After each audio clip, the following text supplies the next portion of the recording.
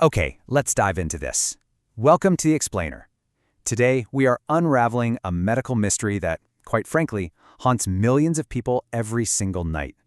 It's a fascinating story about well-meaning advice, biological backfires, and the complex mechanics of our own bodies. If you've ever been jolted awake in the pitch black by a searing, undeniable pain in your leg, you are absolutely going to want to pay close attention to what we have lined up for you today. The clock on the bedside table read exactly 2:15 a.m. when the pain struck.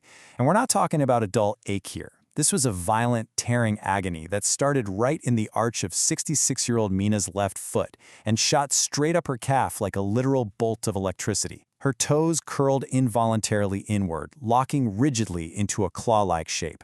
She gasped, grabbing her bed sheets until her knuckles turned white. Her husband, Ramesh, woke up with a start. He didn't even need to ask what was wrong, because this had become their terrifying nightly routine for 3 solid months. He jumped out of bed and began desperately pressing his thumbs into the back of her calf to manually force the seized muscle to relax. For 10 excruciating minutes, Meena's leg felt like iron, and when it finally let go, the throbbing ache basically guaranteed her sleep was ruined for the night. By breakfast, she was exhausted, drained, and scared. At 66, she was a very active person, but these relentless nocturnal cramps were just breaking her spirit. Which brings us to Section 1, the bedtime banana backfire. Earlier that day, Meena's well-meaning neighbor, Sunita, had dropped by and immediately noticed how exhausted she looked. When Meena confessed that her calves were practically turning to stone every night, Sunita threw her hands up and delivered a piece of advice you have probably heard yourself. She said, "Oh, but that's so easy to fix. Muscle cramps happen because of potassium deficiency. Everyone knows that. You just need to eat a banana every night before going to bed. My uncle had the exact same problem, and bananas cured him in a week." It sounded so simple, didn't it? Very logical. Meena felt this huge rush of hope. She didn't need expensive meds or physical therapy. She just needed a humble piece of fruit. That very evening, Meena kicked off her new regimen. Around 9:30 p.m., she walked into the kitchen, grabbed a fresh, ripe banana, and, to make it a bit more satisfying, paired it with a small wedge of cream cheese. She ate her snack, had a tiny sip of water, and tucked herself into bed, whispering to herself that tonight would be different. Well, it was different, but definitely not in the way she hoped. The expected cramp relief? Nowhere to be found. Instead, at 1:30 a.m., an hour earlier than usual, the cramp struck with double the intensity. It was so fierce she couldn't even call out to her husband. And then her right leg joined in. She stuck to this routine religiously for 2 weeks, thinking it just needed time to work. Night 2, severe cramps. Night 3, 20-minute spasms. The fix that was supposed to save her had officially turned her nights into an absolute living nightmare. Unable to bear it any longer, Ramesh booked an urgent appointment with their longtime physician, Dr. Mehta. Her general reports were surprisingly stellar for her age. No major blood sugar issues, kidney function was great. But when Meena innocently mentioned her new 9:30 p.m. banana and cheese routine, Dr. Mehta was shocked. And this brilliantly illustrates what he called a perfect storm. He gently explained to a very confused Meena that this specific combo right before bed was actually triggering severe dehydration in her muscles while she slept. A high-sugar banana, paired with high-sodium cheese and basically no water, completely hijacked her cellular fluid balance exactly when her nighttime metabolic shifts were taking place. Let's dig into the science in Section 2, Anatomy of a Leg Cramp. To really understand why Meena's well-meaning cure went so spectacularly wrong, we have to look under the hood at the actual anatomy. A nocturnal leg cramp is not just a tight muscle, it's a sudden, totally involuntary contraction. Think of your body like a house. You have an electrical system, which are your nerves, and a plumbing system, which are your blood vessels.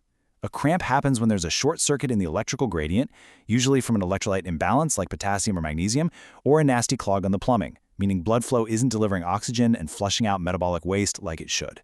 Now, what's really interesting about this slide is just how common that electrical short circuit actually is. A staggering 97% of adults do not get enough daily potassium.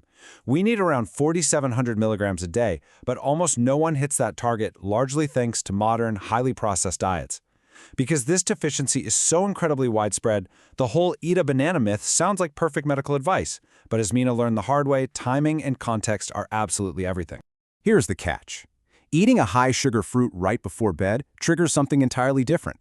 According to research from the Sriwijaya Journal of Medicine, high glycemic index foods cause a massive spike in your blood glucose. That spike immediately triggers oxidative stress, which creates inflammation right inside your musculoskeletal tissue.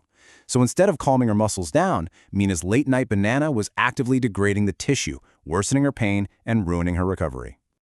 Moving on to Section 3, Diet and Hydration Traps.